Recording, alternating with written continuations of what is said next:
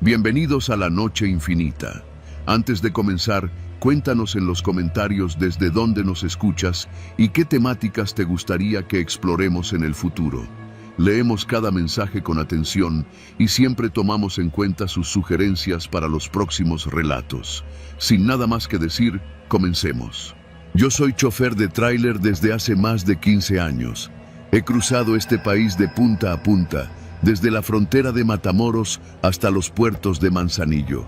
Me he enfrentado al calor infernal de Sonora, las lluvias impredecibles del Bajío y los bloqueos que uno ya aprende a sortear.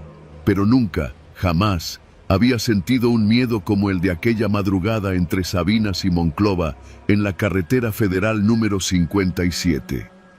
Todo empezó con una carga de acero laminado que recogí en Saltillo, con destino a una empresa en Apodaca. Era una ruta sencilla, de esas que he hecho tantas veces que podría recorrer con los ojos cerrados. Pero ese día decidí cambiar un poco el horario. Salí más tarde, como a las 9 de la noche, para evitar el tráfico de Monterrey al amanecer. Un error, ahora lo entiendo. Pasando Castaños, ya con la carretera vacía, noté por el retrovisor que un auto se pegó detrás de mí. Era un sedán gris, sin placas. Al principio no le di importancia. En el norte eso no es raro. Hay muchos carros de Estados Unidos que circulan sin registro por falta de dinero o por ser chocolate, como les decimos. El problema fue que el auto no me rebasaba, ni se alejaba. Mantuvo exactamente la misma distancia detrás de mí durante muchos kilómetros. Reduje la velocidad, él también. Aceleré hasta llegar casi a los 110 kilómetros por hora. Él también. Pensé que quizá me estaba cuidando. Uno nunca sabe. Tal vez un compañero de ruta. Encendí el radio para ver si me reconocía algún otro trailero por el canal abierto. Nadie respondió. Intenté encandilarlo con las luces traseras. Nada. Seguía allí. Al pasar por Estación Hermanas, decidí detenerme un momento. Tenía sed y un retén federal siempre se instala por esa zona. Si el auto se iba, era paranoia mía. Si se detenía, entonces sí había bronca. Me orillé con las intermitentes, bajé del tráiler como si fuera a revisar los birlos de una llanta, fingiendo naturalidad. El carro se detuvo también, exactamente a la misma distancia, ni un metro más cerca ni más lejos. Las luces seguían encendidas, pero no pude ver el rostro del conductor. Estaba muy oscuro y los cristales polarizados lo cubrían todo. Esperé ahí unos minutos. Nada. No bajó, no se movió, ni una señal. Me empecé a poner nervioso. Regresé a la cabina y cerré con seguro. Marqué al número de emergencia de la empresa. Nadie contestó. Intenté llamar a la Policía Federal. Línea muerta. La señal de celular era mala, como suele pasar en ese tramo. Pensé en llamar por la radio de onda corta, pero no quería alertar a quien fuera que estuviera allá atrás. Encendí el motor de nuevo, el carro también. Entonces supe que eso no era casualidad. Seguí avanzando. Las horas se volvieron eternas. Cada curva, cada recta, el maldito carro seguía ahí, como si estuviera atado al tráiler con una cadena invisible. En ningún momento se acercó, ni siquiera lo suficiente para que pudiera verle las facciones al conductor. Ya cerca de frontera, decidí hacer algo arriesgado. Tomé un desvío hacia un viejo camino que solo los locales usan, paralelo a la vía principal. Es angosto y en mal estado, pero sabía que si él era un criminal, allí no se arriesgaría a seguirme. Pensé que podría despistarlo, pero no fue así. El auto también giró. Me empecé a desesperar. El sudor me escurría por la frente aunque el clima era frío. Mis manos estaban empapadas en el volante. Algo no estaba bien, y no era solo el seguimiento. Era la forma en que me seguía. Nadie aguanta tanto tiempo a esa distancia, con esa precisión. Ni una curva mal tomada, ni un volantazo, ni una frenada repentina. Era como si el auto no necesitara conducir, como si me copiara. Pasando un puente viejo, se me ocurrió una última idea. Me detuve de golpe. Freno de motor y de aire. Quería obligarlo a pasar, a que lo viera de frente, a tomarle una foto si podía. Quería verle el rostro al cabrón. Pero el auto no pasó, tampoco se detuvo, simplemente desapareció. Lo juro por lo más sagrado. Miré el espejo y ya no estaba. Bajé del tráiler con la lámpara de mano. Nada, ni rastros de polvo, ni huellas, ni luces a lo lejos, solo la oscuridad. Creí que me estaba volviendo loco. Subí al tráiler, con el corazón reventándome el pecho. Estaba a punto de encender el motor otra vez cuando algo me hizo mirar al asiento del copiloto. No sé cómo explicarlo. Estaba vacío, pero no se sentía vacío. Olía a algo distinto, a algo extraño, como a fierro caliente, o a motor quemado, o a ropa vieja guardada por años. Pero no había nadie, nada. Revisé la cabina. Todo parecía en orden, excepto un detalle que me hizo soltar la linterna de golpe. Mi GPS, uno de esos Garmin antiguos que siempre llevo en la consola, mostraba la ruta, sí, pero con dos flechas. Una era mi posición, la otra no se movía, y estaba exactamente encima de mí. La quité de inmediato. Arranqué el tráiler y no me detuve hasta llegar al primer retén militar en Monclova. Me bajé como loco, gritando que me estaban siguiendo. Los soldados me revisaron el camión, la cabina, todo. No encontraron nada. Me vieron raro. Uno de ellos, más joven, me dijo en voz baja: «No es la primera vez que pasa algo así, señor. Debería evitar manejar de noche por estos tramos». No quise preguntar más. Llegué a Apodaca al amanecer, sin incidentes. La entrega fue puntual. Nadie supo lo que había pasado. No lo reporté. Me tomé 2 semanas de descanso y desde entonces no manejo de noche. Nunca más. Pero hay algo que no puedo olvidar. Cada tanto, al limpiar la cabina, encuentro algo que no reconozco. Una colilla de cigarro, una moneda extranjera, una mancha en el asiento del copiloto. Cosas que no puse yo. Y cada vez que reviso el retrovisor, aunque sea de día, no puedo evitar mirar 2 veces, por si acaso.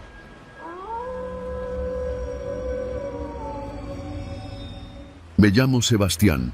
Llevo más de 20 años manejando tráiler, recorriendo carreteras que cruzan México de punta a punta.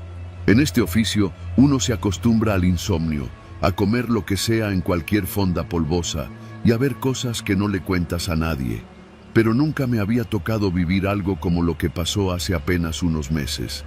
Salí de Monterrey con rumbo a San Luis Potosí en una ruta nocturna. Iba solo, como casi siempre. La empresa nos asigna las cargas por WhatsApp y nos da las instrucciones generales, lugar de entrega, fecha límite y una advertencia eterna. No te pares, no te desvíes, no te metas en lo que no es tuyo. Era un embarque como cualquier otro. Tarimas envueltas en plástico, selladas con cinta, bien aseguradas. Todo iba en regla. Me habían dicho que no habría inspecciones sorpresa porque el cliente era de confianza. Lo raro fue que al revisar el embarque antes de salir, noté que una de las cajas tenía una esquina apenas aplastada. Pensé en tomarle una foto para cubrirme, pero no lo hice. Error. Pasé por Matehuala sin problemas. Me detuve un momento en una gasolinera para ir al baño y comprarme un Gatorade.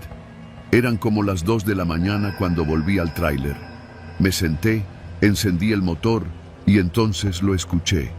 Una vibración seca, insistente, como de teléfono. Venía de atrás, de la caja. Pensé que tal vez uno de los empleados de la bodega había olvidado su celular entre la carga. No era raro. Pasó. Lo ignoré. Pero a los 15 minutos, volvió. Una vibración clara, rítmica, como cuando te entra un mensaje o una alarma. Intenté no pensar en eso. Seguí manejando. Me dije: es un teléfono viejo con alarma programada, se le acabará la batería. Pero no se le acabó. Cada 15 minutos exactos, vibraba de nuevo. Al principio era molesto, luego fue inquietante. Ya para la 4ª o 5ª vez, me empezó a joder la cabeza. 15 minutos no son nada cuando manejas de madrugada. 15 minutos pueden volverse una eternidad si empiezas a imaginar cosas. Pensé en parar a revisar. Pero si me bajaba a esa hora, en mitad de la carretera, corría el riesgo de que me robaran o que alguien me viera hurgando en la carga ajena. En este negocio hay cosas que es mejor no tocar. No sabes si estás moviendo electrodomésticos, papelería o algo más cabrón. A mí me pagan por manejar, no por hacer preguntas. Pero el maldito zumbido seguía. Pasaban las horas. Yo, manejando con los nudillos blancos, esperando el siguiente zumbido. Ya ni música tenía puesta. Solo el ruido del motor y el silencio denso de la noche. Y de pronto, ahí estaba. Brrr, brrr. A las 5:30 de la mañana, no aguanté más. Paré en un área de descanso antes de entrar a la zona industrial de San Luis. Me estacioné cerca de unos baños públicos y apagué el motor. El silencio fue como una bofetada. Esperé. Brrr, brrr. Ahí estaba. Venía de la parte baja del tráiler, justo debajo de la tercera tarima. Subí con cuidado, saqué mi navaja y corté un poco del plástico. Empecé a revisar, moviendo las cajas una por una, con la garganta seca, hasta que lo vi. Era un celular viejo, de esos con carcasa gruesa y pantalla pequeña. Estaba envuelto en cinta y escondido entre dos capas de cartón. No tenía chip visible, solo vibraba. No sonaba, no se encendía, solo vibraba. Saqué el teléfono con cuidado, lo revisé. No tenía botones que funcionaran. La tapa trasera parecía sellada. Estaba modificado, como esos teléfonos que usan para activar bombas o transmitir señales. En ese momento, sentí algo que nunca había sentido manejando tráiler. Miedo real. No esa adrenalina de manejar con sueño, ni la incomodidad de pasar por un retén armado. No, esto era otra cosa. Esto era como si alguien me estuviera usando para algo, sin que yo lo supiera. Volví a cerrar todo como estaba y me senté en la cabina con el celular en la mano. Pensé en tirarlo. Pensé en encenderlo con alguna combinación de botones. Pero no quise tentar a la suerte. Me limité a esperarlo, cada 15 minutos. Brrr, brrr. Pensé en llamar a mi supervisor. Pero si me metía en broncas, la empresa no me lo iba a agradecer. Si el cliente era importante, podían acusarme de manipular la carga. O peor, si ese celular era parte de algo más oscuro, podía terminar metido en algo que no iba a poder explicar. Decidí entregarlo con todo y celular, sin moverlo más. Llegué al almacén del cliente a las 7 en punto.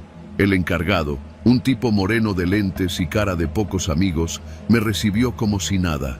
Le mostré el papeleo y abrimos la caja juntos. Él vio que todo estaba sellado y me dijo, «Gracias, pásale a firmar». Pero no firmó él. A los pocos segundos salió otro tipo de una oficina, más joven, trajeado. Tenía esa actitud que tienen los cabrones que se creen intocables. Revisó los papeles y cuando ya estaba por firmar, me miró de reojo y me dijo, «¿Tuviste algún problema con la carga?» «Ninguno», respondí sin dudar. «¿Seguro?» Todo llegó como me lo entregaron. El tipo se me quedó viendo por unos segundos, luego sonrió apenas y firmó. Me devolvieron los papeles y me dijeron que podía irme. Subí a mi tráiler con las piernas temblando. Mientras me alejaba, vi por el retrovisor que uno de los empleados sacaba una caja específica y la metía a una camioneta negra sin placas. Nada de eso estaba en los procedimientos. Me fui sin mirar atrás. Pero eso no fue lo peor. A los 3 días, recibí un mensaje en mi celular. Un número desconocido. Solo decía, «Gracias por tu discreción. Hay más viajes como ese si te interesa». Lo borré de inmediato. Cambié el chip. Pensé en denunciarlo, pero ¿a quién? ¿Qué les iba a decir? ¿Que un celular vibraba cada 15 minutos y eso me pareció sospechoso? No volví a aceptar viajes de esa empresa. Cambié mi ruta a norte. Ahora solo voy de Monterrey a Torreón. Nada que pase por San Luis. Pero aún hoy, cuando manejo de noche, cada que el reloj marca 15 minutos exactos, no puedo evitar tensarme, esperando ese zumbido seco, esa vibración que no traía mensajes ni llamadas, solo una cuenta regresiva para algo que nunca entendí y que prefiero no entender.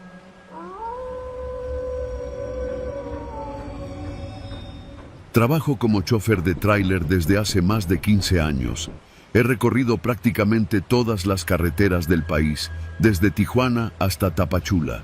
Me ha tocado dormir en paraderos donde lo único que escuchas es el viento y los perros ladrando en la oscuridad. He vivido asaltos, extorsiones, retenes falsos y accidentes que no le deseo ni a mi peor enemigo. Pero lo que viví hace apenas unos meses, allá por la carretera federal 148, entre Veracruz y Puebla, no tiene explicación lógica. No me gusta hablar de eso, pero lo hago porque necesito sacarlo de mi pecho, porque desde esa noche no he vuelto a ser el mismo. Todo empezó un viernes en la tarde. Salí de Córdoba, Veracruz, cargado con toneladas de mercancía que debía entregar en un parque industrial en la salida de Puebla. Era un trayecto común para mí.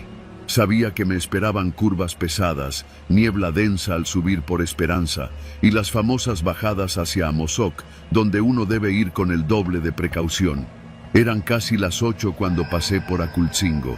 El sol ya había caído y los cerros se veían como monstruos dormidos al fondo. Decidí parar a cenar en un paradero que conozco desde hace años, donde Doña Chelo sirve tortas de pierna y café de olla. Ahí, entre el olor a manteca y diésel, fue la primera vez que lo vi. Estaba estacionado frente a la tienda de abarrotes que hay junto al paradero. Una moto negra, sin placas, con el faro delantero encendido. El conductor llevaba un casco cerrado, completamente negro, y una sudadera con capucha encima del casco, como si no quisiera que nadie viera ni un milímetro de su piel. No se movía, no fumaba, no volteaba a ningún lado, solo estaba ahí, viendo. Yo pensé que era un chavo más, uno de esos que usan motos para repartir cosas o hacer recados de pueblo en pueblo. Pero pasaron más de 30 minutos y nunca se bajó. Nunca habló con nadie, nunca apagó el faro. Cuando regresé a mi tráiler y tomé la autopista de nuevo, por el retrovisor todavía alcanzaba a ver el brillo del faro. Me persiguió en la mente por kilómetros. Ya eran casi las 10 cuando pasé por Maltrata y el cansancio empezaba a calarme. Decidí hacer una segunda parada rápida en una gasolinera justo antes de entrar a la zona de niebla. Necesitaba un café para espabilarme. No había muchos tráileres esa noche. Era raro. Mientras llenaba mi termo, algo me hizo voltear hacia la carretera.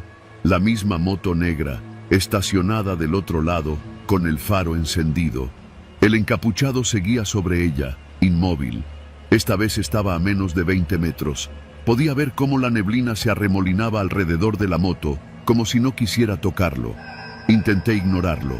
Me subí al tráiler sin terminar el café y seguí avanzando.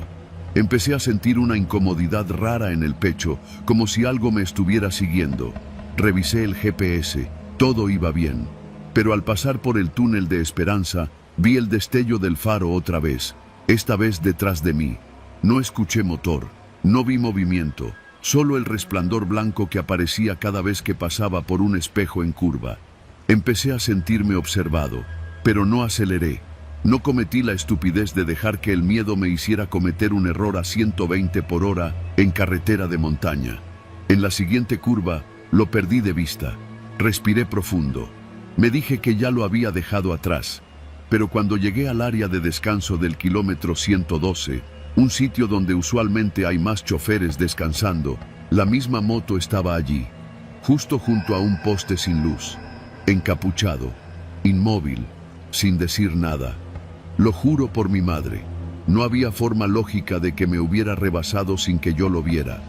Me detuve, bajé del tráiler y caminé hacia los baños. Pasé cerca de la moto. No pude evitar mirarlo. El casco era negro mate, sin marca. La sudadera le cubría los hombros y el pecho. Su respiración era completamente inaudible. Lo saludé. Nada. Lo volví a intentar. Nada. Solo el resplandor del faro alumbrando el pavimento, como si su única misión fuera observar. Esa noche intenté dormir en el camarote del tráiler, pero fue imposible. Tenía la sensación de que esa cosa, ese hombre, lo que fuera, no se iba a mover mientras yo estuviera ahí, como si me estuviera esperando. A las 2 de la madrugada decidí largarme. Ya no tenía sueño, no sentía cansancio. Lo único que sentía era una necesidad urgente de llegar a Puebla. Pasando el entronque con San José Cuyachapa, vi que no había más luces a lo lejos, ni faros, ni autos, ni camiones, nada. Como si la carretera me perteneciera, o como si me la hubieran cerrado. A lo lejos, entre la niebla, apareció otra vez la moto, esta vez en medio del camino, bloqueando ambos carriles. Frené, toqué el claxon, nada. Las luces largas del tráiler no podían penetrar del todo la neblina, pero el faro de la moto brillaba como una estrella sin moverse. El tipo estaba parado al lado, no encima, esperando. La sangre me hirvió. Bajé del tráiler, saqué mi lámpara de mano y caminé unos pasos hacia él. Grité con fuerza, amenacé. Le pregunté qué quería. No respondió. Solo alzó la mano derecha y señaló hacia la cuneta del camino. Seguí con la linterna la dirección de su dedo y lo vi. Un coche gris, destrozado, completamente fuera de la carretera, entre los matorrales. No había forma de verlo desde el camino sin una luz potente. El chasis estaba partido y el toldo hundido como si hubiera rodado. Corrí hacia allá. Dentro había un joven inconsciente, con el cinturón puesto, la cabeza ensangrentada contra el volante. Respiraba apenas. Saqué mi celular. No tenía señal. Corrí de vuelta al tráiler, usé el radio y llamé ayuda. Tardaron más de 20 minutos en llegar los paramédicos.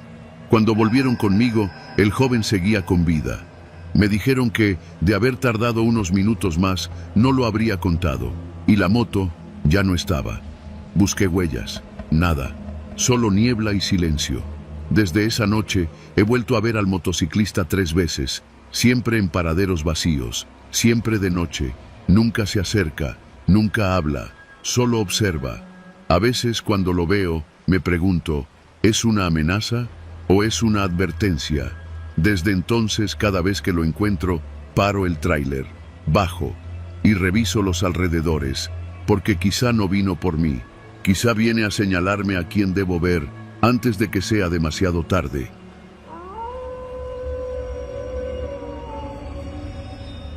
Trabajo como trailero desde hace más de 15 años. He rodado por todo México, desde los caminos polvorientos de Sonora hasta las brechas húmedas de Chiapas. Sé lo que es dormir con una mano en el volante y el pie apoyado en el freno. Aprendí que el camino tiene sus reglas y que no todo lo que se mueve a medianoche merece que te detengas. Pero esa noche rompí una de esas reglas. Era poco después de las 3 de la mañana. Llevaba cargamento desde Lázaro Cárdenas hasta la central de abasto en Iztapalapa.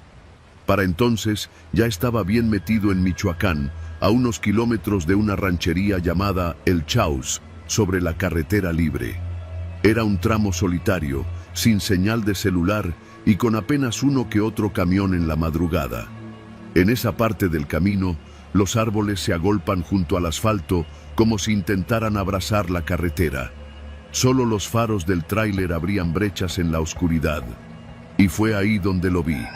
Un hombre parado junto a la cuneta, con un brazo extendido y la otra mano haciendo sombra a su cara. No se movía, no hacía señas, solo estaba allí, quieto, como si me hubiera estado esperando. Lo pasé de largo, como dictan los instintos, pero unos 50 metros adelante algo me hizo frenar. No fue la conciencia. Fue otra cosa, una inquietud que no supe de dónde venía. Puse las intermitentes y di marcha atrás con cuidado, deteniéndome frente a él. Bajo la luz de los faros parecía un tipo común, como de unos 35 años. Llevaba una camisa clara empapada de sudor, pantalón oscuro y zapatos polvosos. Su cara tenía ese gesto apagado de los que ya no esperan ayuda, solo suerte. ¿Todo bien, compa?, le pregunté por la ventanilla. El hombre se acercó al vidrio con cautela, con las manos a la vista. Me miró con una mezcla de desesperación y alivio. ¿Me puede dar un aventón? Más adelante, unos 5 kilómetros. Me dejó tirado mi coche. Miré el retrovisor. Nada más que negrura. Dudé un segundo, pero algo en su voz me hizo asentir. Le abrí la puerta del copiloto. Subió sin decir más y cerró con cuidado. Olía a tierra seca y sudor viejo. No parecía borracho ni drogado, pero sí desvelado, como si llevara días sin dormir. Avancé en silencio unos minutos. La radio apenas zumbaba entre estática y murmullos. ¿Se te quedó el carro allá atrás?, le pregunté por romper el silencio. Sí, más adelante. Iba para ver a mi hermana, pero se me calentó el motor. Me quedé sin agua. Asentí. Parecía lógico, pero entonces, a los pocos segundos, volvió a hablar. Vengo de ver a mi madre. Murió hace unos días. Fui a arreglar unas cosas al panteón. Fruncí el ceño. No dije nada. Tal vez había entendido mal, o estaba mezclando las historias. Seguí manejando. ¿Y tu carro?, pregunté otra vez, curioso. No traía carro. Vengo de la terminal de Uruapan. Me bajé antes por error, y ya no pasó otro camión. Me volteé a verlo con disimulo. Su mirada iba clavada en la carretera, como si no se diera cuenta de lo que acababa de decir. Mi estómago se apretó. ¿Y tu hermana? Dijiste que ibas a verla. Aventé, casi como tanteando el terreno. Tardó en responder. Luego dijo, casi en automático, no tengo hermanas. Me costó no frenar en seco. Había algo profundamente erróneo en todo esto, pero no sabía qué. Sentí que me ardían las palmas de las manos en el volante. ¿Cómo dijiste que te llamas?, pregunté con voz neutra. Ismael, respondió sin dudar. Pasaron unos segundos. ¿Seguro? Hace rato me dijiste que eras Enrique. Él volteó a verme, por primera vez. Su cara estaba impasible, pero sus ojos estaban tan abiertos que parecía que no pestañeaba. No dijo nada, solo me miró. Luego volvió la vista al frente y murmuró: todos nos llamamos diferente aquí. El silencio que se hizo después fue insoportable. Apreté el volante con fuerza, sintiendo un sudor frío correrme por la espalda. No quise preguntar más. Algo me decía que no debía hacerlo. El camino parecía no acabar, y empecé a dudar si ya habíamos pasado los 5 kilómetros que me había dicho. Entonces, sin previo aviso, el hombre dijo: aquí me bajo. No había nada, solo monte a los lados y un señalamiento oxidado que ni se alcanzaba a leer. Reduje la velocidad. ¿Seguro? Aquí no hay ni luces. Aquí está bien. Detuve el tráiler en la orilla. El hombre abrió la puerta sin prisa. Antes de bajar, volteó a verme de nuevo. Gracias. No todos se detienen. Usted no va a tener problemas esta noche. Y se bajó. Lo vi caminar hacia la maleza como si supiera exactamente a dónde iba. A los pocos pasos se perdió entre los árboles. Me quedé ahí, con el motor encendido, los faros clavados en la oscuridad. Pasaron unos minutos. Me bajé. No había ni rastro, ni huellas, ni ramas movidas. Caminé unos pasos hacia donde lo vi perderse. Nada.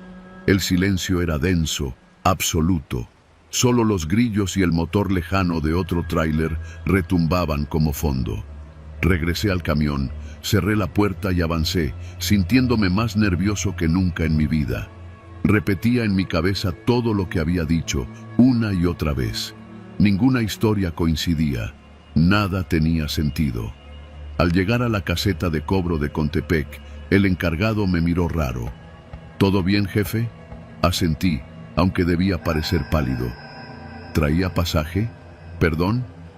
Vi por la cámara que alguien se bajó de su tráiler unos kilómetros atrás, justo antes de la curva de San Mateo. Esa zona está cerrada desde hace días. Hubo un accidente ahí. Un tipo se salió del camino hace una semana y se mató.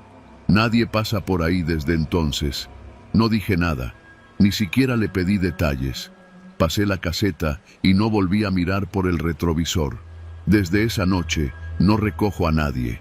Aunque esté tirado, aunque me haga señas, aunque parezca que lo necesita. Porque aprendí algo muy claro en el camino. A veces, ayudar a alguien puede ser más peligroso que dejarlo solo en la carretera. Y nunca sabrás si quien te pidió ayuda estaba realmente vivo.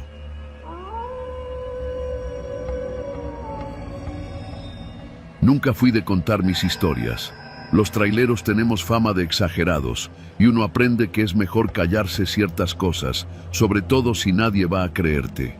Pero lo que viví aquella madrugada, lo viví despierto, sin drogas, sin alcohol, sin sueños. Y hasta hoy, no hay noche en la que no escuche aquel motor detrás de mí, rugiendo como un mal presagio. Llevo más de 15 años manejando tráiler, la mayoría de ellos recorriendo las rutas del norte, de Monterrey a Torreón, de Saltillo a Chihuahua, pasando por Zacatecas, Durango, a veces hasta Sonora. La soledad es parte del trabajo, igual que el polvo, la mala comida y el insomnio. Pero una cosa es estar solo, y otra es sentir que alguien o algo te quiere muerto. Todo empezó en un viaje de carga normal. Me tocó mover equipo electrónico desde una bodega en Apodaca, Nuevo León, hasta una maquiladora en Ciudad Juárez. Salí como a eso de las 9 de la noche, con el tanque lleno, la caja asegurada y un termo de café recién hecho. Me esperaba un trayecto de más de 1000 kilómetros, pero ya me lo sabía de memoria. Al principio todo fue tranquilo. Puse mi playlist de corridos viejos y le metí velocidad controlada. El clima estaba seco, sin luna, y la carretera a Monclova parecía un hilo oscuro que se desdoblaba frente a mí. No había casi tráfico, todo iba normal, hasta que pasé el kilómetro 83. Lo recuerdo exacto porque en ese punto comencé a notar las luces. Primero pensé que eran unos faros lejanos, quizá otro tráiler alcanzándome. Pero luego me di cuenta de que no cambiaban de distancia, como si me siguieran sin querer rebasarme. Miré por el retrovisor, una camioneta Suburban negra, vidrios polarizados. No tenía placas, o al menos no visibles. Traía una luz extra instalada sobre el techo, de esas que usan los convoyes militares. No me espanté de inmediato. En esas rutas es común ver patrullas, federales, hasta convoys del ejército. Pero algo en ese vehículo no cuadraba. Me seguía demasiado cerca. Y no encendía códigos de policía, ni hacía intento por pasarme. Reducí la velocidad para que me rebasara, pero no lo hizo. Frené un poco más. Nada. Solo mantenía la misma distancia, como si estuviera esperando algo. Fue cuando empecé a sudar, a pesar del clima frío. La radio del tráiler empezó a tener interferencia, un ruido seco, como si alguien estuviera conectando mal una línea. Bajé el volumen y me concentré en el camino, sin dejar de mirar los espejos. La Suburban seguía ahí, como una sombra en movimiento. Unos 20 minutos después, otro vehículo apareció. Esta vez era una pickup blanca, de esas Ram 4000 con doble cabina. Venía rápido desde atrás, y en cuanto me alcanzó, se puso a la par mía. Ahí sí me puse nervioso de verdad. Desde el asiento del copiloto me apuntaban con un arma. No era cualquier pistolita. Era un fusil con cargador largo, de los que uno solo ve en videos de guerra. El hombre que lo sostenía llevaba pasamontañas, pero podía ver sus ojos, y lo que vi en ellos me heló. Levantó la mano libre y me hizo una seña. «Oríllate». Lo dijo sin palabras, solo con los dedos. Obedecí. Me salí a la orilla, frenando con cuidado. No quería parecer amenazante, pero tampoco quería quedarme parado como un blanco fácil. El tráiler se detuvo completamente. Los dos vehículos me rodearon, la pick-up adelante, la Suburban atrás. En ese momento no sabía si me iban a bajar o si me iban a rafaguear desde lejos. Me quedé quieto en la cabina, sin moverme. Uno de ellos bajó. Llevaba uniforme táctico, pero sin insignias. Se acercó con paso firme, rifle en mano, y me hizo señas para que bajara el vidrio. Así lo hice. «¿Qué transportas?», preguntó, seco. «Equipos electrónicos», respondí, mostrando los papeles del embarque. No los tomó. «¿Quién te manda?». «Trabajo por contrato. Me contrataron en la empresa de logística. Está todo legal». Me miró en silencio unos segundos. «¿Cómo se llama tu contacto en Juárez?». «No tengo contacto allá. Solo llevo la carga. Me reciben en la aduana de la Maquila. Aquí viene el nombre del encargado», le dije, señalando los documentos. Él no los miró. Solo dio media vuelta y caminó hacia la pick-up. Por un instante pensé que se irían, pero entonces abrió la puerta trasera del vehículo y sacó un maldito dron. Lo lanzó al aire y este comenzó a volar por encima de mi tráiler. Si mientes, te vamos a sacar del camino, me gritó desde lejos. No frenes, no te desvíes, te vamos a seguir. Y así empezó la persecución más larga de mi vida. Arranqué de nuevo, tratando de mantener la calma. No estaba soñando, me estaban siguiendo. No sabía si eran narcos, paramilitares, desertores o quién sabe qué, pero estaban convencidos de que yo no era quien decía ser. El dron se mantuvo sobre mi caja, como un buitre electrónico. La pick-up seguía adelante, marcando la velocidad. La Suburban detrás, yo al centro, como una procesión fúnebre que no sabía quién llevaba el ataúd. Durante las siguientes 3 horas no paré. No podía. Cada kilómetro era una prueba de resistencia mental. El miedo no era solo que me mataran, era que se equivocaran, que pensaran que yo estaba haciéndome el inocente, que me confundieran con alguien. ¿Qué pasaría si de pronto uno de esos locos se hartaba y jalaba el gatillo? Pasamos por varias brechas, caminos donde sabía que podía salirme y esconderme, pero no lo hice. Mi instinto me decía que eso solo empeoraría las cosas. Cada vez que pasábamos por una caseta, ellos bajaban la velocidad y se quedaban atrás, para no ser detectados. Pero en cuanto cruzábamos el peaje, volvían a la misma formación. Al llegar a un retén militar en la entrada a Chihuahua capital, creí que todo terminaría, que al ver a los soldados se detendrían o desaparecerían. Pero no, los rodearon como si no existieran. Nadie los detuvo, nadie los cuestionó. Ahí fue cuando lo entendí. Eran intocables, quizá incluso conocidos. El tipo de convoy que no le rinde cuentas a nadie. Cuando amaneció, mis ojos ardían, pero no me atrevía a parpadear mucho. Las palmas de mis manos dolían de tanto apretar el volante. Ya estaba cerca de Ciudad Delicias cuando, de repente, la pick-up aceleró y tomó la desviación. La Suburban hizo lo mismo. El dron descendió lentamente y regresó a la caja del vehículo delantero. Los perdí de vista en cuestión de segundos. No hubo despedidas, no hubo advertencias, solo desaparecieron. Yo seguí manejando hasta Juárez, directo al punto de entrega. Llegué como a eso de las 9 de la mañana, con los nervios rotos. Entregué la carga, firmaron de recibido y me senté en la banqueta del lugar, temblando. No sabía si había sobrevivido a una amenaza real o si simplemente me usaron para un propósito que jamás entendería. Pero esa noche, cuando dormía en la pensión de choferes, alguien tocó la puerta de mi cuarto. Un sobre, sin remitente. Dentro había una fotografía en blanco y negro. Era mi tráiler, mi rostro asomado por la ventanilla, y una nota que decía: «Gracias por la ruta limpia, no preguntes más».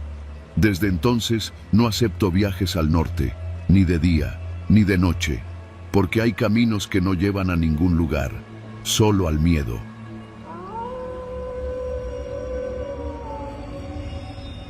Me llamo Javier Márquez y llevo más de 15 años manejando tráileres por todo México.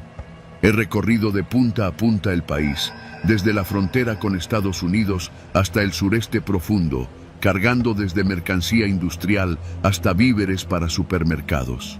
Mi vida ha sido el asfalto, los cafés de carretera, los retenes, las fondas que huelen a aceite quemado y los moteles con televisión que aún tiene caja. No soy un hombre supersticioso. Sé que en el camino hay historias de todo tipo, pero siempre las tomé como anécdotas para matar el aburrimiento. Que si el niño que pide ride y desaparece, que si la mujer que se aparece entre la neblina. Tonterías para mantener despiertos a los que llevan muchas horas manejando. Pero lo que me pasó hace unos meses no fue una historia para entretener. Fue algo real. Algo que me persiguió por más de 800 kilómetros y que todavía me hace revisar 2 veces cada vez que me detengo a cargar gasolina. Todo empezó una noche común, saliendo de una bodega en la zona industrial de Guadalajara. Me tocaba llevar una carga de electrodomésticos hasta Villahermosa, Tabasco. Tenía varios puntos de entrega en el camino, así que planeaba detenerme en al menos 3 gasolineras para descansar y cargar combustible. Salí de la ciudad cerca de las 9 de la noche. Tomé la autopista rumbo a Zapotlanejo y de ahí me lancé por la 15D. Llevaba buena música, café en el termo y la cabina limpia, recién lavada. La noche era fresca, sin neblina ni tráfico pesado. Todo parecía normal. Mi primera parada fue en una gasolinera cerca de La Piedad, en Michoacán. Estacioné el tráiler cerca del área de baños, bajé al Oxxo por una botella de agua y unas papas. Mientras caminaba de regreso al camión, lo vi. Un Tsuru blanco, modelo 90 y tantos, con placas de Jalisco. Estaba estacionado frente a una bomba, con las luces apagadas y los vidrios polarizados. Me llamó la atención porque no había nadie más en la estación y ese carro no parecía estar cargando gasolina. Solo estaba ahí, apagado, como si esperara algo o a alguien. Me pareció curioso, pero no le di mucha importancia. Subí al tráiler y seguí mi camino. Alrededor de las 2 de la madrugada, ya en el estado de Guanajuato, me detuve en otra gasolinera. Era una de esas grandes, con restaurante, tienda y baños limpios. Estacioné como siempre, bajé a estirar las piernas y fui al baño. Al salir, me detuve frente a la tienda para prender un cigarro. Y ahí estaba de nuevo. El mismo Tsuru blanco. Misma pintura descarapelada, mismos rines oxidados, mismas placas de Jalisco. Estacionado justo en el mismo tipo de ángulo, como si copiara la posición de antes. No podía ser el mismo, pero lo era. No había manera de que un carro tan viejo me hubiera alcanzado, y mucho menos que llegara antes que yo, considerando que yo no me había detenido más que una vez y siempre iba a buen ritmo. Pero ahí estaba. Esta vez sí se me encendió la alerta. Miré a mi alrededor, buscando a alguien, algún movimiento. Nada. Todo estaba en calma.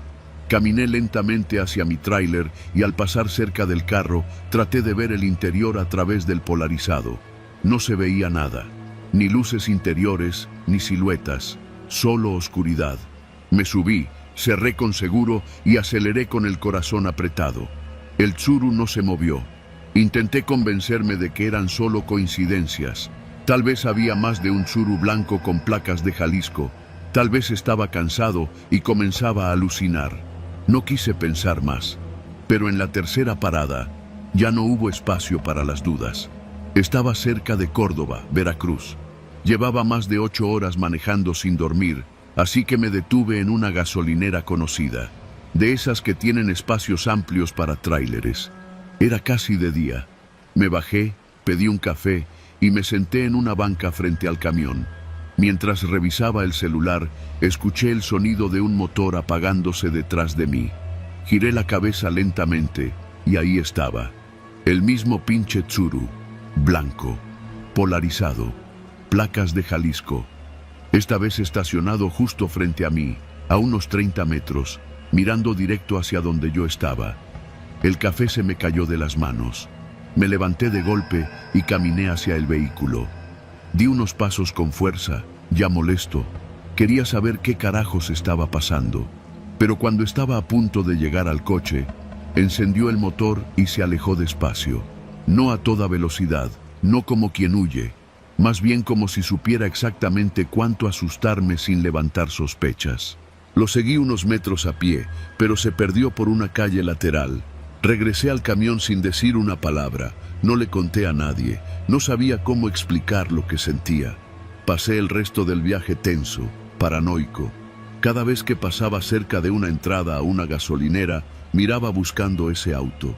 Y aunque no lo volví a ver el resto del trayecto, la sensación de que alguien me vigilaba no me dejó. Entregué la mercancía en Villahermosa y me hospedé en un hotel sencillo a las afueras de la ciudad. Dormí mal. Desperté varias veces con la sensación de que alguien estaba parado frente a la puerta. En el viaje de regreso, decidí no detenerme en ninguna gasolinera de noche. Cargué gasolina durante el día y manejé largas jornadas sin parar. Y durante todo el camino, no vi el Tsuru ni una sola vez. Hasta una semana después. Ya estaba en Guadalajara, descansando en casa. Una mañana, bajé a comprar pan al mercado de mi colonia. Me estacioné cerca de la plaza, compré lo necesario y al regresar a mi coche, lo vi, el Tsuru blanco, estacionado una vez más frente a mi vehículo. Las placas, las mismas. Me quedé helado. Ya no era la carretera, ya no eran coincidencias. Era algo personal. Tomé mi celular, fingí hacer una llamada y me acerqué con cautela. Esta vez decidí no rodear el coche. Me quedé frente a él y entonces lo vi. Dentro del auto, detrás del volante, había una figura. Un hombre. No pude ver su rostro, pero noté algo. Tenía una gorra negra y no se movía. Estaba completamente inmóvil, con las manos sobre el volante. Me alejé sin correr. Entré a una tienda cercana y llamé a un amigo policía. Le pedí que viniera. Cuando llegó 20 minutos después, el Tsuru ya no estaba. Hicimos una denuncia informal. Di los datos de las placas, la descripción del auto, los lugares donde lo había visto. Mi amigo dijo que era difícil rastrear un auto tan viejo, pero se lo tomó en serio. Me recomendó instalar cámaras en mi casa y no viajar solo por un tiempo. A los pocos días recibí una llamada del mismo amigo. Me dijo algo que me dejó sin palabras. Las placas del Tsuru pertenecían a un auto que había sido reportado como robado hacía más de 5 años. El dueño original había aparecido muerto en un barranco cerca de Colotlán. Desde entonces no he vuelto a ver el Tsuru blanco. Pero cada vez que me detengo en una gasolinera, incluso de día, no puedo evitar mirar a mi alrededor. En cada auto estacionado, en cada sombra tras los cristales. No sé quién era ese hombre. No sé por qué me seguía, pero estoy seguro de algo. Él quería que supiera que me vigilaba, que podía alcanzarme aunque recorriera medio país, que el camino, por muy largo que sea, no siempre te lleva lejos de lo que te persigue. Y eso, más que cualquier leyenda, es lo que todavía no me deja dormir tranquilo.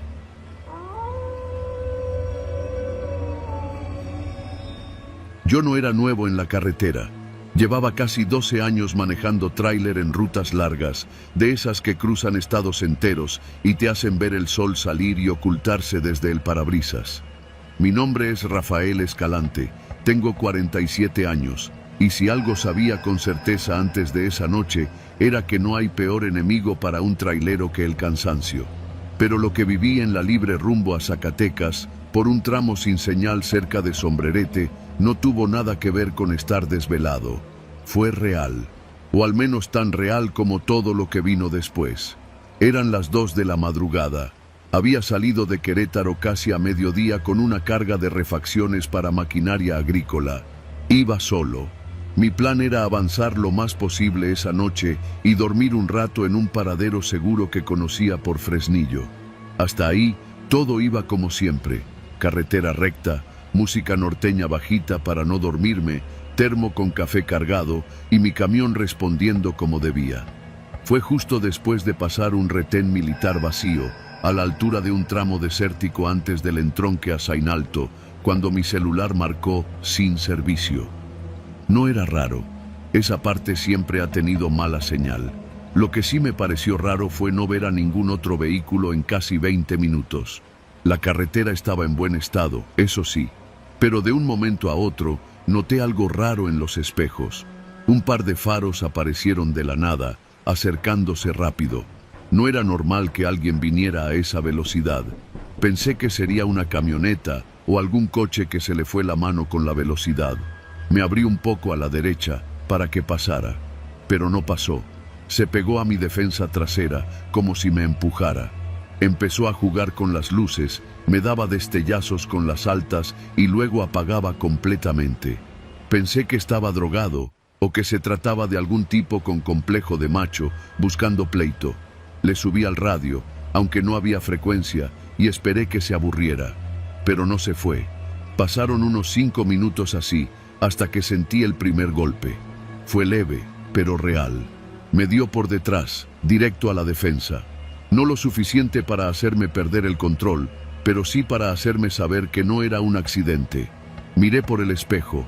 Era un sedán negro, modelo reciente, sin placas. Iba tan pegado que casi podía sentir su motor a través del chasis del tráiler. No tenía a dónde hacerme. El tramo era de doble sentido, pero sin acotamiento amplio. Lo más que podía hacer era reducir la velocidad y tratar de ver si el tipo se adelantaba. Pero en vez de pasarme, volvió a chocar. Esta vez con más fuerza. Solté una maldición y pisé el acelerador. El tráiler rugió y empecé a tomar velocidad. Por un instante pensé que se quedaría atrás, pero no. El desgraciado también aceleró. Me alcanzó y esta vez se fue hacia un costado, como queriendo meterse debajo del remolque. Iba a matarse. Iba a matarnos. Toqué el claxon con todo lo que tenía. Las luces del tráiler iluminaban el camino frente a mí, pero él se mantenía en el punto ciego, como un animal acechando. A los pocos segundos lo vi salir disparado hacia la izquierda, rebasando por el carril contrario. Respiré aliviado. «Pinche loco», murmuré, bajando la velocidad. Pero el alivio duró poco. Cuando me rebasó, se detuvo en seco a mitad del camino. Frené con todo, haciendo rechinar las llantas del tráiler, el volante vibrando con fuerza entre mis manos. Logré detenerme a unos metros. El sedán no se movía. Las luces traseras encendidas, la silueta del conductor apenas visible. Bajé un poco la ventanilla y traté de gritarle algo. Ni se inmutó.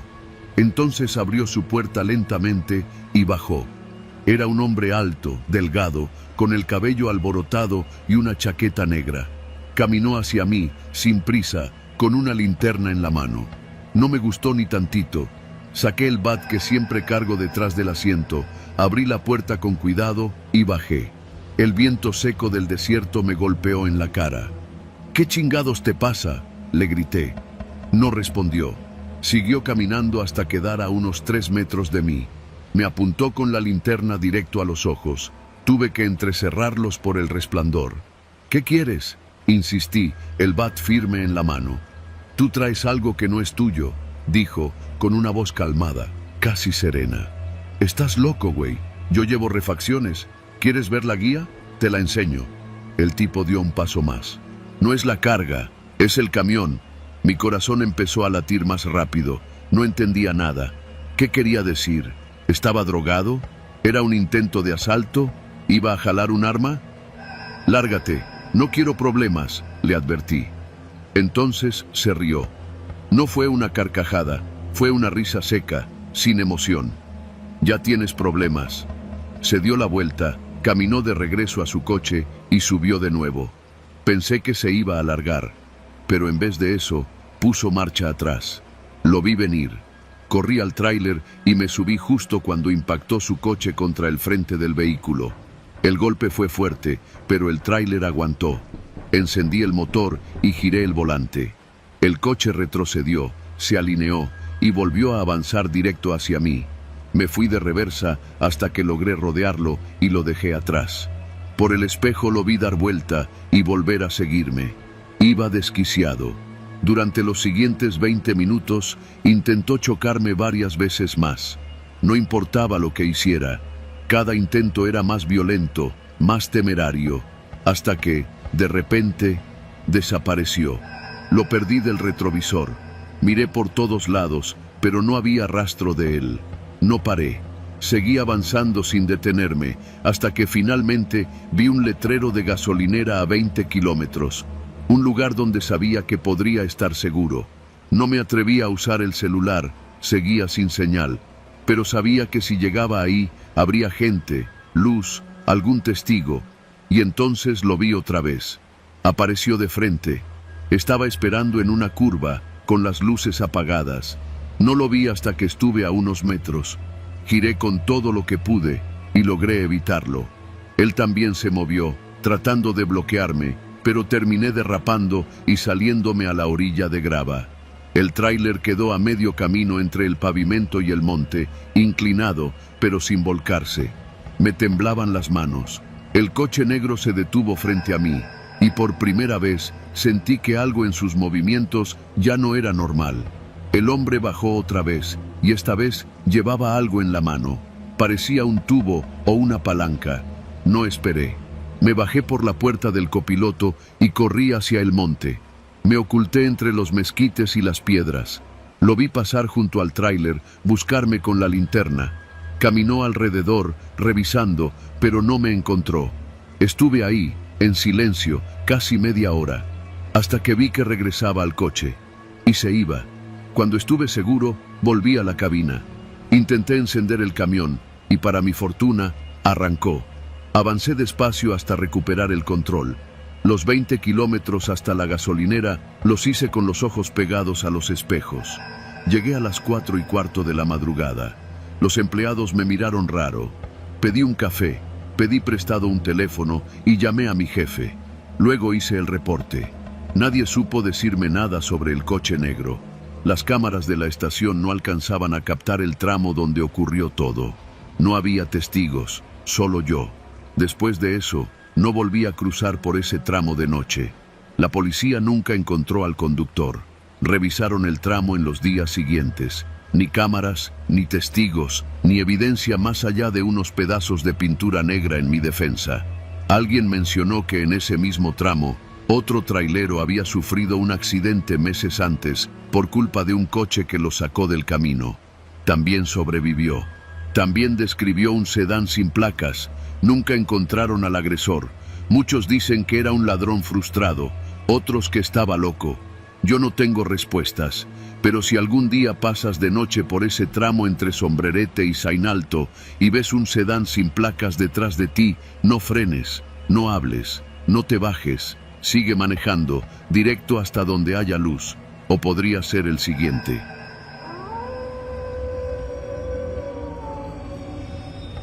Siempre he dicho que en la carretera hay más monstruos con uniforme que en las leyendas de los pueblos. Me llamo Joaquín Ramírez. Llevo más de 15 años manejando tráiler, transportando mercancía de norte a sur. Me sé de memoria las curvas del Libramiento de Querétaro, los topes escondidos en la México-Cuernavaca y los vados de la Libre hacia Veracruz. Pero lo que viví hace unos meses en una inspección de rutina en San Luis Potosí, eso todavía no se me borra. Era un jueves. Recuerdo bien porque mi esposa me había dicho en la mañana, «Apúrate, que el viernes no quiero verte trabajando». Había salido de Nuevo Laredo a las 5 de la mañana, con una carga de productos electrónicos para una bodega en Toluca. Todo el papeleo estaba en regla. Había cruzado 2 retenes de la Guardia Nacional sin problema, saludando, enseñando la factura, pasando como siempre. Iba por la carretera federal 57, poco antes de entrar a un tramo solitario entre Matehuala y San Luis, cuando vi a lo lejos una camioneta blanca con torreta. Tenía pintado Policía Federal en letras negras, aunque me pareció raro que estuviera estacionada en un punto donde no hay caseta, ni retén, ni siquiera sombra. Apenas disminuí la velocidad, el agente me hizo señas con una tabla en la mano. No quise parecer sospechoso, así que me orillé. El tipo era alto, piel morena, pelo muy corto, casi rapado. No traía placa visible, solo el uniforme con el nombre A. Cortés bordado en el pecho. No era alguien que recordara de otros retenes, y uno con los años ya reconoce caras. Me pidió documentos con un tono más seco que los demás. «Buenas tardes. ¿Nombre?» «Joaquín Ramírez, oficial. Aquí están los papeles de la carga y mi licencia federal. ¿Sabe que se va a revisar su unidad?» No me lo dijo, me lo escupió. Asentí porque no tenía nada que ocultar. «Baje. Vamos a hacer revisión completa». Me bajé, dejando el motor encendido por seguridad, como nos han enseñado. Cortés dio la vuelta por detrás del tráiler. Yo lo seguí, sin saber que en ese momento se estaba gestando una pesadilla. Cuando abrió la puerta del compartimento trasero, lo noté nervioso. Tenía los ojos inquietos. Revisó las tarimas de cajas selladas y al poco rato me dijo, «¿Puede explicarme esto?» Sacó una bolsa de plástico transparente, tamaño mediano. Dentro, lo vi de inmediato, una especie de polvo blanco, empaquetado como lo hacen los narcos en las noticias. No supe qué decir. Me congelé. «¿Esto qué es?», me insistió, sin siquiera dejarme responder. «Lo encontré entre las tarimas. ¿Usted sabía que transportaba esto?» «Claro que no. Eso no estaba ahí cuando cargué en la bodega. Revise el inventario, los sellos. Yo no metí eso». «Mire, señor Ramírez, está en un problema. Esto ya es asunto federal». Yo no podía creerlo. La bolsa no era parte de la carga. Me temblaban las piernas. Él lo sabía. Yo lo sabía. No era una droga que yo trajera. Pero en ese momento, todo lo que dijera podía sonar a mentira. Sacó su radio, fingió hablar con alguien. Yo solo lo miraba, sintiendo que el corazón se me salía. «Van a venir por usted», dijo luego, con una calma que me puso más nervioso. «Pero podríamos evitar que esto escale si usted coopera». Allí supe que todo era un montaje. ¿Qué significa cooperar? Usted trae mercancía cara. Yo puedo hacer que esto no llegue a manos del Ministerio Público. Si coopera con 15,000 pesos, ahorita. No tengo esa cantidad. ¿Cuánto trae encima? Menos de 3,000. Y una tarjeta. La tarjeta no sirve. 15,000. O lo entrego. Respiré hondo. Ya había escuchado historias parecidas, pero nunca pensé que me pasaría. Le pedí permiso para hacer una llamada, fingiendo que iba a hablarle a alguien que me hiciera el paro con dinero. Lo hice para ganar tiempo. Marqué a mi esposa. Le dije solo esto. «Oye, llama al abogado». Me paró un federal que no es federal. «Estoy en el kilómetro 147. Te marco en cuanto pueda». Cortés me miró raro. Colgué y fingí frustración. No me contestó. «Mire, ¿no se puede negociar? Si no trae el dinero, vamos a tener que proceder». El tipo ya no tenía prisa. Caminaba como si estuviera en su casa. Me hizo abrir la cabina. Revisó bajo el asiento. Me pidió que sacara mi maleta. Vi cómo revisaba mi ropa interior con descaro. En ese momento, supe que no estaba solo. A unos 30 metros, un segundo sujeto bajó de la camioneta. Venía vestido de civil, pero con un chaleco táctico. Llevaba una mano en la cintura, como quien se sabe armado. Se acercó sin decir palabra. Cortés solo asintió con la cabeza y el otro se quedó vigilando. «Te voy a dar una salida, Ramírez, pero es ahorita». Me arrinconó entre la puerta de la cabina y la caja. Le dije que podía conseguir el dinero si me dejaba ir al cajero más cercano. Me dijo que no, que tenía que ser ahí. Le mostré la billetera, lo poco que tenía, y se burló. «¿Crees que esto es un juego?». Fue entonces que escuché el sonido de un auto aproximarse. No era un tráiler, sonaba más pequeño. Cortés se puso tenso. El segundo sujeto se alejó discretamente hacia la camioneta. El auto que se acercaba era un Nissan Versa gris. Frenó de golpe. Bajó un tipo con camisa blanca y una carpeta en la mano. «Buenas tardes. ¿Qué sucede aquí?», preguntó el nuevo, con voz firme. «Revisión de rutina, señor. Procedimiento estándar», respondió Cortés. El tipo del Versa sacó una identificación. No alcancé a leerla bien, pero dijo con autoridad: «Yo soy de Asuntos Internos. Tenemos reporte de una patrulla falsa operando en este tramo. Usted, ¿cuál es su clave de agente?». Cortés no respondió. Solo miró al otro. En ese instante, el de civil subió de nuevo a la camioneta. Cortés intentó disimular, pero el tipo del Versa se le acercó. «¿Por qué no me da su número de placa? ¿O el de su patrulla?». Todo fue rápido. El otro arrancó la camioneta y se fue a toda velocidad. Cortés intentó seguirlo, pero el del Versa sacó una pistola y le gritó que se detuviera. El supuesto agente dudó un segundo, luego salió corriendo hacia el monte. El del Versa no lo persiguió. Me dijo: «No vale la pena. Si nos metemos tras él, perdemos tiempo. Ya tenemos las placas». Me temblaban las manos. No entendía bien qué estaba pasando. «¿Usted es policía?», pregunté. «No, soy investigador privado, contratado por una empresa de transporte. Usted no fue el primero. Han hecho esto al menos 6 veces este mes. Plantan droga, piden dinero, y si te niegas... Bueno, hay quienes no han aparecido».